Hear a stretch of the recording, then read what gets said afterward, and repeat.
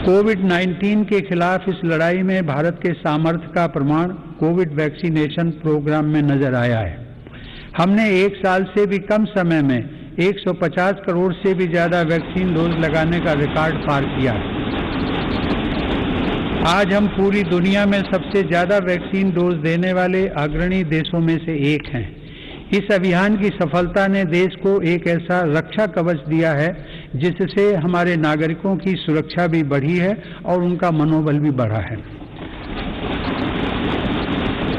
आज देश में 90% से अधिक वयस्क नागरिकों को टीके की 1 डोज मिल चुकी है, जबकि 70% से अधिक लोग दोनों डोज ले चुके हैं।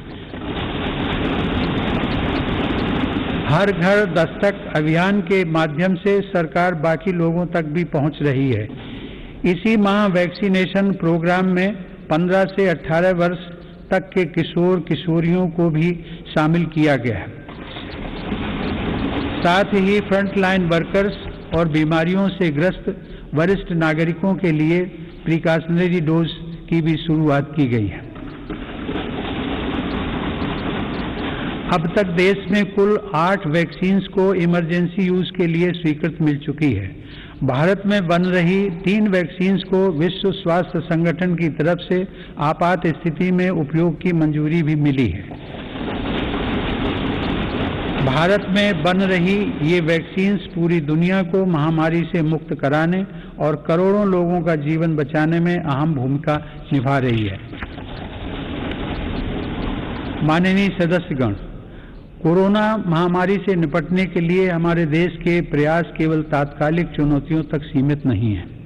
इसीलिए मेरी सरकार ऐसे दूरदर्शी समाधान तैयार कर रही है जो भविष्य के लिए भी प्रभावी और उपयोगी रहें। सरकार द्वारा 64,000 करोड़ रुपए की लागत से शुरू किया गया प्रधानमंत्री Ayushman Bharat health infrastructure mission इसका एक सराहनीय उदाहरण है। इससे न केवल वर्तमान की स्वास्थ्य संबंधी जरूरतों को पूरा करने में मदद मिलेगी, बल्कि आने वाले संकटों के लिए भी देश को तैयार किया जा सकेगा। मेरी सरकार की संवेदनशील नीतियों के कारण देश में अब स्वास्थ्य सेवाएं जन साधारण तक आसानी से पहुंच रही हैं। 80,000 से अधिक हेल्थ एंड वेलनेस सेंटर्स और करोड़ों की संख्या में जारी आयुष्मान भारत कार्ड से गरीबों को इलाज में बहुत मदद मिली है। सरकार ने 8,000 से अधिक जन औषधि केंद्रों के माध्यम से कम कीमत पर दवाइयां उपलब्ध कराकर इलाज पर होने वाले खर्च को कम किया है। सुलभ और सुगम स्वास्थ्य सेवाओं के लिए उठाया गया आयुष्मान भारत डिजिटल मिशन भी एक बड़ा कदम है। माननीय सदस्यगण, कोरोना काल में भारतीय फार्मा सेक्टर ने भी अपनी श्रेष्ठता को साबित किया है। वर्तमान समय में भारतीय फार्मा कंपनियों के उत्पाद 180 से ज्यादा देशों में पहुंच रहे हैं। लेकिन इस क्षेत्र में भारत के लिए संभावनाएं कहीं अधिक व्यापक हैं।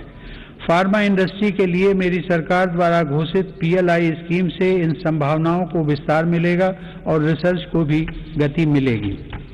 सरकार द्वारा किए गए प्रयासों के परिणाम स्वरूप योग, आयुर्वेद एवं पारंपरिक चिकित्सा पद्धतियों की लोकप्रियता लगातार बढ़ रही है। वर्ष 2014 में देश से 6,600 करोड़ रुपए के आयुष उत्पादों का निर्यात होता था, जो आज बढ़कर 11,000 करोड़ रुपए से अधिक हो गया है। दुनिया के सबसे पहले WHO global centre of traditional medicine की स्थापना भी भारत में होने जा रही है।